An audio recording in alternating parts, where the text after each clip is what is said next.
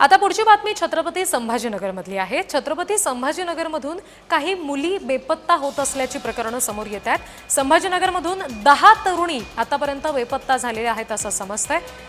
शहरामधून रोज 2 मुली घर सोडत असल्याचा प्रकार समोर आलेला आहे।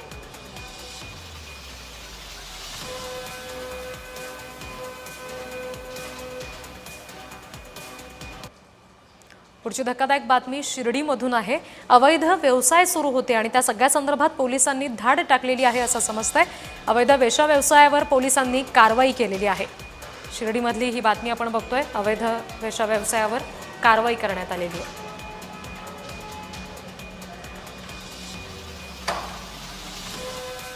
डीवायएसपी कार्यालयाची टीम आणि शिर्डी पोलीस स्टेशनचे इन्चार्ज गलांडे साहेब यांना सदर ठिकाणी छापा टाकून कारवाई करण्याबाबत आदेशित केले। त्या अनुषंगाने त्या ठिकाणी छापा टाकला असता एक आरोपी महिला आणि एक पुरुष आरोपी असे दोघे जण मिळून आले। त्यांना अटक करण्यात आली आणि त्या ठिकाणी वेश्या व्यवसाय चालवण्यासाठी एक पीडित महिला आणि एक पीडित मुलगी, अल्पवयीन मुलगी यांची सुटका करण्यात आलेली आहे। त्या ठिकाणी जे 2 आरोपी आहेत त्यांना अटक करण्यात आलेला असून अनैतिक व्यापार प्रतिबंध अधिनियम आणि पोक्सो अधिनियम या 2 अधिनियमांतर अन्वये गुन्हा दाखल करण्यात आलेला आहे।